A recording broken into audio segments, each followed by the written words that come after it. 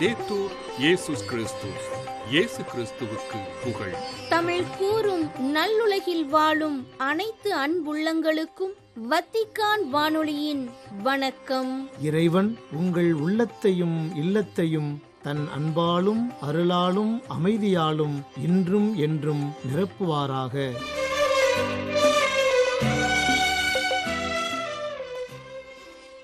அன்பு நேயர்களே, வத்திக்கான் வானொலி இன்று உங்களுக்கு வழங்கவிருப்பவை தடம் தந்த தகைமை, வாரம் ஓர் அலசல் மற்றும் செய்திகள்.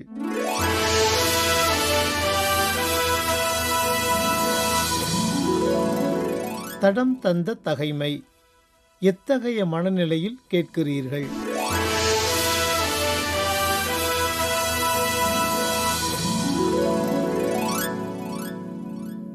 நீங்கள் எத்தகைய மனநிலையில் கேட்கிறீர்கள் என்பது பற்றி கவனமாயிருங்கள். உள்ளவருக்கு கொடுக்கப்படும், இல்லாதவரிடமிருந்து தமக்கு உண்டென்று அவர் நினைப்பதும் எடுத்து கொள்ளப்படும் என்கிறார் இயேசு. உள்ளத்திற்கு இரு வழிகளில் நாம் கேட்டல் செயலை செய்வோம். காதுகளால் செவிமடுத்தல், கைகளால் பெறல். இயேசுவின் பார்வை ஒளியில் இவை இரண்டும் மிக கவனத்திற்குரியவை. நாம் காதுகளால் கேட்பவையெல்லாம் உண்மையா? கைகளால் பெறுவதெல்லாம் நன்மையா? கேட்பதையும் பெறுவதையும் நம் மனநிலையே தீர்மானம் செய்கிறது. ஏனெனில் நல்ல மனநிலை என்ற சரியான அடித்தளம் இருந்தால்தான் வாழ்வை சிறப்பாக கட்டி எழுப்ப முடியும். எனவே எதை எப்படி கேட்கிறோம் என்ற மனநிலையில் கவனம் தேவை.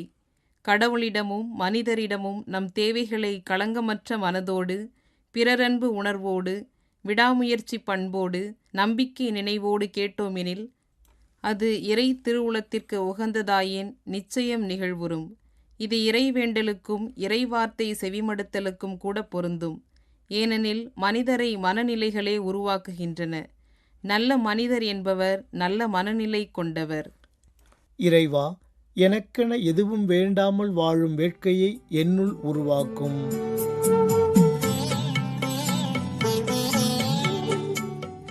வாரம் ஓர் அலசல்.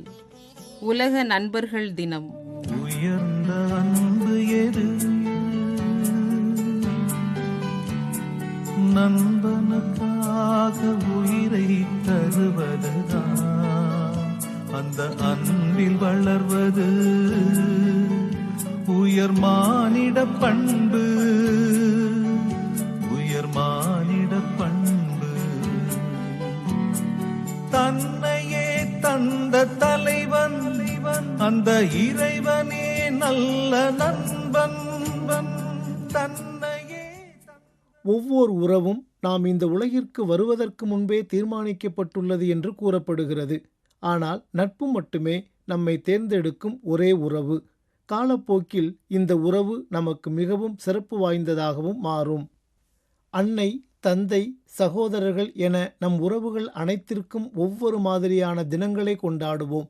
அதேபோன்று நமக்காகவே தேடிக்கொண்ட உறவுகளான நண்பர்களுக்கென்று தனி தினத்தையும் அனைத்துலக நண்பர்கள் தினமாக கொண்டாடுகிறோம். நம் வாழ்க்கையில் நாம் சந்திக்கும் அனைத்து வெற்றி தோல்விகளிலும், மகிழ்ச்சி துக்கம் என அனைத்து தருணங்களிலும் நம்முடன் இருந்து வாழ்வை அழகாக்குபவர்கள் நண்பர்கள். அவர்களை சிறப்பிக்கும் வகையில் கொண்டாடுவதுதான் நண்பர்கள் தினம். வெவ்வேறு நாடுகள் வேறு வேறு தினங்களில் இந்நாளை கொண்டாடினாலும் பொதுவாக இது ஆகஸ்ட் மாதம் முதல் ஞாயிறன்று சிறப்பிக்கப்படுகின்றது. இந்த நாள் நண்பர்கள் எனும் சிறப்பு உறவுகளை மதிப்பதற்கும், நிபந்தனையின்றி நம்முடன் எப்போதும் இருக்கும் நண்பர்களுக்கு நன்றி தெரிவிக்கும் நினைவூட்டலாகும். ஒரு நிமிடம் கூட யோசிக்காமல் நம் மனதில் உள்ள அனைத்தையும் சொல்லக்கூடிய ஓர் உறவுதான் நட்பு. சரியா தவறா என்று பார்க்காமல் ஒவ்வொரு கஷ்டத்திலும் தோளோடு தோள் நிற்கும் உறவு அது. இந்த ஓர் உறவுதான் நம்மை எல்லா சிரமங்களிலும் இருந்து வெளியே இழுக்கிறது. எந்த சூழ்நிலையிலும் நமக்கு உறுதுணையாக இருப்பவர்கள் நண்பர்கள்தான். கடினமான காலங்களிலும் கூட அவர்கள் நமக்கு ஆதரவாக எப்போதும் இருப்பார்கள். வயது, நிறம், ஜாதிக்கு அப்பாற்பட்ட ஓர் உறவு எதுவென்றால் அது நட்புதான். இந்த உலகில் இரத்த பந்தம் இல்லாமல் நமக்காக துடிக்கும் ஒரே உறவு நண்பர்கள்தான். நமக்காக கவலைப்படும் நண்பர்கள் இருக்கும் வரை தினந்தோறும் நண்பர்கள் தினம்தான். எங்கோ பிறந்து இதயத்தில் இணைந்து வாழ்வில் பயணிக்கும் உன்னத உறவு நட்பு மட்டுமே. வாழ்வில் தடுமாறும்போது தாங்கி பிடிப்பவனும் தடமாறும்போது தட்டி கேட்பவனும் தான் உண்மையான தோழன். நான் சிரித்தால் என் மகிழ்ச்சியிலும் நான் அழுதால் என் கண்ணீரிலும் எனக்காக நிற்பவன் என் நண்பனே. இன்னும் அழுத்திச் சொல்ல வேண்டுமானால் சாதனையில் இணைபவனை விட சோதனையில் இணைபவனே உண்மையான நண்பன். நிபந்தனையற்ற அன்பை அடிப்படையாக கொண்ட நண்பர்கள் எப்போதும் நம்மை விட்டு விலகுவதில்லை. ஒவ்வொரு நாளுமே நட்புக்கான நாளாக இருந்தாலும் நண்பர்கள் தினம் இந்த ஆண்டு இந்தியாவில் ஆகஸ்ட் 3 அன்று கொண்டாடப்படுகின்றது. பாண்டிய நாட்டில் உள்ளது பிசிர் என்ற ஊர். ஆந்தையார் என்பது அங்கு வாழ்ந்த புலவரின் இயற்பெயர். ஆதலால் பிசிராந்தையார் என்று அழைக்கப் பெற்றார். இவர் சோழ மன்னன் கோப்பெருஞ்சோழன் மீது அன்பு கொண்டு அவனை பற்றிய பாடல்களை பாடியுள்ளார். சோழனை காண வேண்டும் என்னும் பேராவல் கொண்டிருந்தார். ஆனால் பாண்டிய நாட்டிலுள்ள பிசிர் வெகு தொலைவில் உள்ளதால் இவரால் சோழ நாட்டுக்கு செல்ல இயலவில்லை. இவரது புகழையும் தமிழையும் கேள்விப்பட்ட சோழனும் இவரை காண வேண்டும் என்னும் ஆவல் கொண்டிருந்தார். எனவே இருவரும் உயிர் ஒன்றாகவும் உடல் வேறாகவும் வாழ்ந்து வந்தனர். இருவரும் தாம் ஒருவருக்கொருவர் சந்திக்கும் திருநாளை ஆவலுடன் எதிர்பார்த்து கொண்டிருந்தனர். கோப்பெருஞ்சோழன் பிசிராந்தையரை நேரில் காணாமலேயே அவருடன் நட்பு கொண்டவன். இவனது ஆட்சி நடந்து கொண்டிருக்கும் போதே இவனது 2 புதல்வர்களும் சோழ ஆட்சிக்கட்டில் ஏறுவதற்காக தந்தையுடன் போரிடத் துணிந்தனர். இதை அறிந்த கோப்பெருஞ்சோழன் ஆட்சியை விட்டு வடக்கிருந்து உயிர்விடத் துணிந்தான். அப்போது தன் அமைச்சரிடமும் மற்றையோரிடமும் பிசிராந்தையார் என்னை காண வருவார், என்னுடன் வடக்கிருப்பார், அவருக்கும் ஓர் இடத்தை தயார் செய்யுங்கள் எனக் கூறினார். அதேபோல் பிசிராந்தையாருக்கும் ஓர் இடம் அமைக்கப்பட்டது. நாட்கள் கடந்தன. சோழன் பிசிராந்தையாரை காணாமலேயே வடக்கிருக்க துணிந்தான். எப்படியும் ஆந்தையார் வந்து விடுவார் என கூறி தன் தவத்தை மேற்கொண்டான். இவ்வுலக வாழ்வை துறக்க விரும்பும் மன்னவர் வடக்கிலிருந்து உயிர் விடுதல் அக்கால மரபு. வடக்கிருத்தல் என்பது தன் நாட்டிலுள்ள ஆறு குளம் போன்ற நீர்நிலைக்குச் சென்று அதனிடையே மணல் திட்டு ஒன்றை அமைத்து வடக்கு திசை நோக்கி அமர்ந்து உண்ணா நோன்பிருந்து உயிர் விடுதல். தன் மக்கள் மீது இருந்த மனக்கசப்பின் காரணமாக கோப்பெருஞ்சோழனும் வடக்கிருந்தான். இதனை கேள்விப்பட்டார் பிசிராந்தையார். சோழனின் இறுதி நேரம் வந்துற்ற போது பிசிராந்தையார் ஓடி வந்தார். நண்பனை கண்டார். தனக்காக தயாராக அமைக்கப்பட்ட இடத்தில் வடக்கிருந்து சோழனுடன் தானும் தன் இன்னுயிர் விடுத்தார்.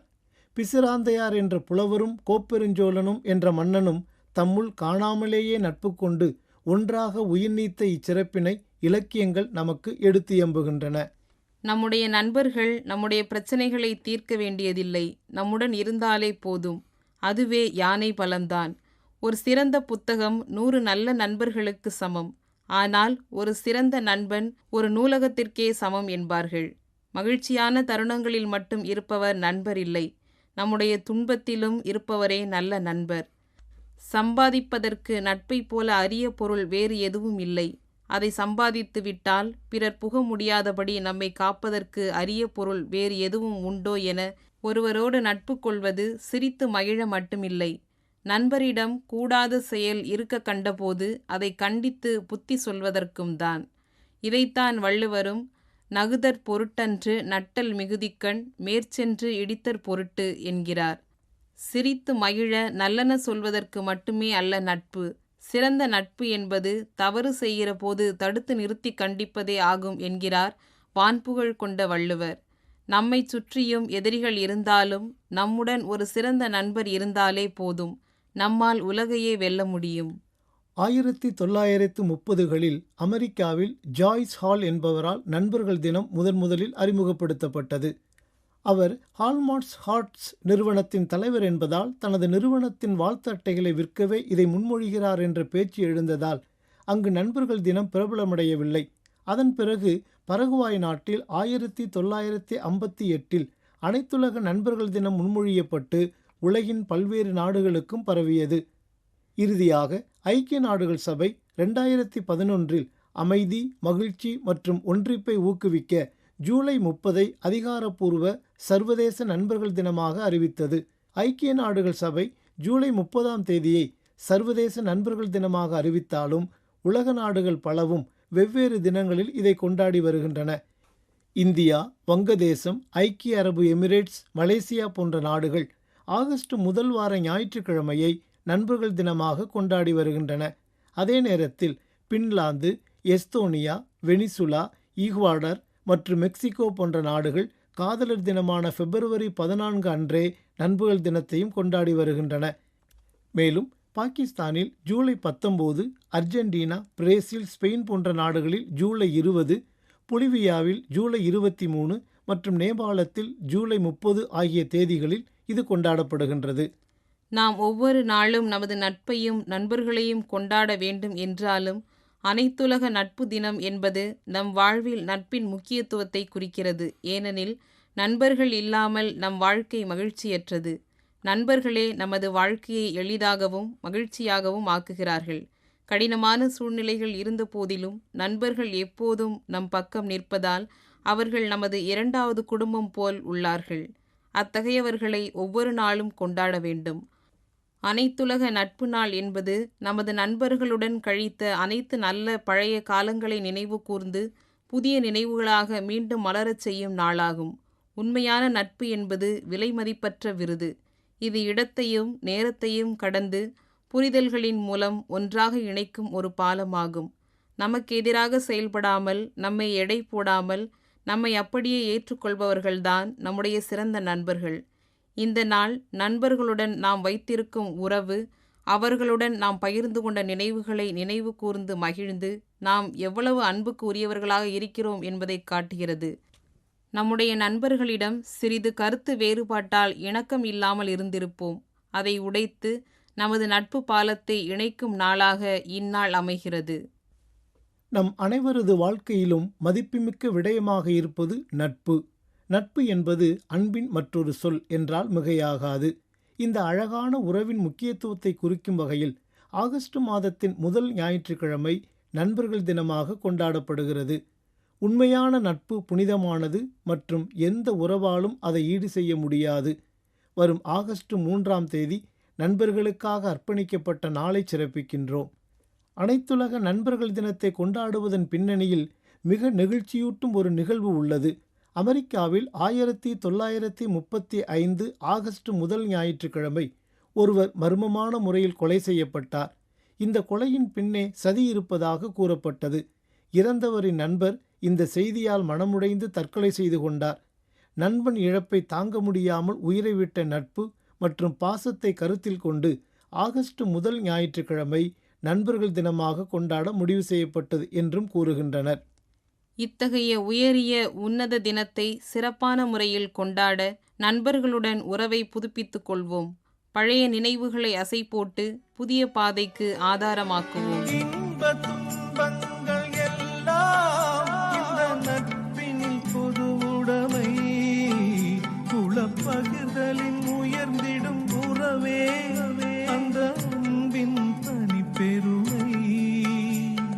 பெறுவதில் மலர்ந்திடும் அன்பு, தன்னை தருவதில் துலங்கிடும் பண்பு.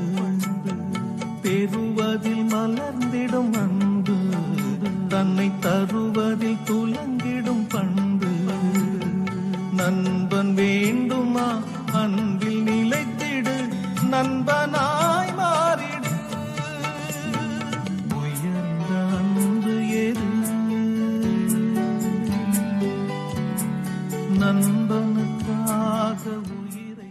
வாரம் ஓர் அலசல் என்ற தலைப்பில் உலக நண்பர்கள் தினம் குறித்த செய்தியை உங்களுக்கு வழங்கியது வத்திக்கான் வானொலி.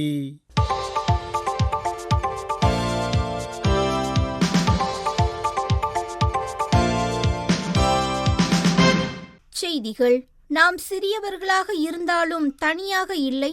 கடவுள் நம்மை ஒரு பெரிய குடும்பமான திரு அவையின் பகுதியாக தேர்ந்தெடுத்துள்ளார் என்றும், கிறிஸ்து எனும் திராட்சை கொடியில் கடவுளின் அருளால் நாம் இணைக்கப்பட்டிருந்தால் வளர்ந்து கனி கொடுக்க நம்மால் முடியும் என்றும் எடுத்துரைத்தார் திருத்தந்தை 14ஆம் லியோ.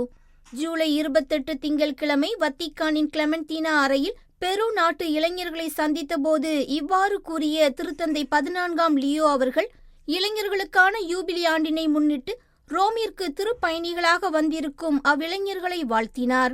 இளைஞர்களுக்கான இந்த யூபிலி நாட்களில் இனம், மொழி, நாடு என்ற வேறுபாடு இல்லாமல் முழு பூமியையும் தழுவி உலகளாவிய திரு அவையின் கடவுள் மக்களின் ஒரு பகுதியாக உணரும் அழகான அனுபவத்தை அனைவரும் பெறலாம் என்று சுட்டிக்காட்டிய திருத்தந்தை அவர்கள், சந்திக்கும் அனைத்து மக்களும் நம்மில் கிறிஸ்துவின் முகத்தை காணட்டும் என்றும் எடுத்துரைத்தார். தாழ்ச்சி, சேவை மனப்பான்மை, கிறிஸ்துவுடனான ஆழமான உறவு ஆகியவை நமக்குள் கிறிஸ்தவ விழுமியங்களை வேரூன்றச் செய்கின்றன என்றும், உள் மனமாற்றம் மட்டுமே பழக்க வழக்கங்கள் மற்றும் மனநிலைகளை மாற்றுவதை சாத்தியமாக்குகிறது, சுற்றுச்சூழலுடன் இணைந்து வாழும் ஒரு புதிய வழியாக மொழிபெயர்க்கிறது என்றும் எடுத்துரைத்துள்ளார் திருத்தந்தை 14ஆம் லியோ. ஜூலை 24 முதல் 28 வரை பிரான்சின் ஜாம்வில்லே பகுதியில் நடைபெறும் சாரணர் இயக்க மாணவர்கள் மற்றும் வழிகாட்டிகளின் கூட்டத்தின் பங்கேற்பாளர்களுக்கு அனுப்பியுள்ள செய்தியில் இவ்வாறு தெரிவித்துள்ள திருத்தந்தை 14ஆம் லியோ அவர்கள், காலநிலை மாற்றத்தின் பணியில் சாரணர் இயக்கத்தை ஈடுபடுத்துவதன் வழியாக மாற்றத்தின் முகவர்களாக இருக்கும் அவர்களுக்கு தனது வாழ்த்துக்களையும் எடுத்துரைத்துள்ளார். நமது பொதுவான இல்லத்தை பாதுகாப்பதற்கான புதிய பாதைகள் மற்றும் திசைகளை கண்டறிய வலியுறுத்தியுள்ள திருத்தந்தை அவர்கள், உலகை கைப்பற்ற விரும்புவது அதை அடிபணியச் செய்வதற்காக அல்ல, மாறாக கடவுளிடமிருந்து வரும் வாழ்க்கைக்கு பணியாற்றுவதற்காகவே என்றும் குறிப்பிட்டுள்ளார். விண்ணக தந்தையை நோக்கிய ஜெபத்தின் வழியாக நமக்குள் நாமே வெளிப்படுத்தப்படுகின்றோம், விண்ணக தந்தை நமக்கு வெளிப்படுத்தப்படுகின்றார் என்பதை கத்தோலிக்க திரு அவையின் மறைக்கல்வியானது நமக்கு எடுத்துரைக்கின்றது என்றும், எவ்வளவு நம்பிக்கையுடன் விண்ணக தந்தையை நோக்கி நாம் ஜெபிக்கின்றோமோ அவ்வளவுக்கு கடவுளால் அதிகமாக அன்பு செய்யப்பட்ட அவரது பிள்ளைகள் நாம் என்பதை கண்டறிகின்றோம் என்றும் எடுத்துரைத்தார் திருத்தந்தை 14ஆம் லியோ. ஜூலை 27 ஞாயிற்றுக்கிழமை வத்திக்கான் தூய பேதுரு பெருங்கோவில் வளாகத்தில் கூடியிருந்த திருப்பயணிகளுக்கு வழங்கிய ஞாயிறு மூவேளை ஜப உரையின் போது இவ்வாறு தெரிவித்த திருத்தந்தை 14ஆம் லியோ அவர்கள், விண்ணக தந்தையை நோக்கிய ஜெபத்தின் வாயிலாக நாம் இறை தந்தையின் அன்பின் மகத்துவத்தை அறிந்து கொள்கின்றோம் என்றும் கூறினார். நள்ளிரவில் நண்பரை எதிர்பாராத விருந்தினராக வரவேற்க அந்த நண்பருக்கு உதவ எழுந்திருக்கும் மனிதனின் உருவம், தனது குழந்தைகளுக்கு நல்லவற்றை கொடுப்பதில் அக்கறை கொண்ட ஒரு பெற்றோரின் உருவம் போன்றவை இறை தந்தையின் பண்பினை அடையாளப்படுத்துகின்றன என்றும், நாம் இரவின் எவ்வேளையில் வந்தாலும் கடவுள் நம்மை ஒருபோதும் புறக்கணிக்க மாட்டார் என்பதை இந்நற்செய்தி நிகழ்வுகள் நினைவூட்டுகின்றன என்றும் எடுத்துரைத்தார் திருத்தந்தை. திரு அவை என்னும் பெரிய குடும்பத்தில் இறை தந்தை தனது அன்பின் ஒவ்வொரு அடையாளச் செயல்கள் வழியாக நம் அனைவரையும் அதன் பங்கேற்பாளர்களாக மாற்ற தயங்குவதில்லை என்றும் எடுத்துரைத்தார் திருத்தந்தை. இளைய தலைமுறையினரின் பாதையை ஒளிரச் செய்யக்கூடிய நம்பிக்கையின் சான்றுகளாக தாத்தாக்கள், பாட்டிகள் மற்றும் முதியவர்களை நாம் பார்க்கின்றோம் என்றும், அவர்களை ஒருபோதும் தனியாக விட்டுவிடாமல் அன்பு மற்றும் ஜெபத்தின் வழியாக ஓர் கூட்டணியை அவர்களுடன் உருவாக்குவோம் என்றும் எடுத்துரைத்தார் திருத்தந்தை 14ஆம் லியோ. ஜூலை 27 ஞாயிறன்று சிறப்பிக்கப்பட்ட 5வது உலக தாத்தா பாட்டிகள் தினத்திற்கான நம்பிக்கை தளராதோர் பேறு பெற்றோர் எனும் தலைப்பினை நினைவு கூர்ந்த திருத்தந்தை 14ஆம் லியோ அவர்கள், மூவேளை ஜெப உரையின் இறுதியில் எடுத்துரைத்த ஜெப விண்ணப்பங்களின் போது உலகில் உள்ள எல்லா தாத்தா பாட்டிகள் மற்றும் முதியோர்களை வாழ்த்தினார். யூபிலி ஆண்டிற்காக ரோம் நகருக்கு வரும் திருப்பயணிகள் மற்றும் இறை மக்களுக்கு உதவும் வகையில் வத்திக்கான் வளாகத்தில் ஓர் சிறிய நிலையத்தை ஒசர்வாத்தோரே ரொமானோ எனும் பத்திரிகையுடன் இணைந்து திறந்து வைத்த வத்திக்கான் வானொலி மற்றும் வத்திக்கான் செய்திகளுக்கு தனது வாழ்த்துக்களை தெரிவித்தார் திருத்தந்தை. திருத்தந்தையின் குரலை பல மொழிகளின் வழியாக உலகில் உள்ள மக்களுக்கு எடுத்துரைத்து வரும் பத்திரிகையாளர்களின் பணிக்கும் அமைதி மற்றும் உண்மையுடன் தொடர்பு கொள்வதில் அனைத்து பத்திரிகையாளர்கள் அளிக்கும் பங்களிப்பிற்கும் நன்றி தெரிவித்தார் திருத்தந்தை. மெக்சிகோவின் குவாதலூப்பே அன்னை மரியா சீர்குலைந்திருந்த வாழ்க்கை முறை கொண்ட மக்களுக்கு ஆறுதலை வழங்கினார் என்றும், தன்னை கடவுளின் தாயாகவும் புதிய உலக மக்களின் தாயாகவும் வெளிப்படுத்தினார் என்றும் கூறினார் பேராயர் பால் ரிச்சர்ட் கேலகர். இத்துடன் வத்திக்கான் வானொலியின் தமிழ் ஒலிபரப்பு நிறைவு பெறுகின்றது. நன்றி, வணக்கம்.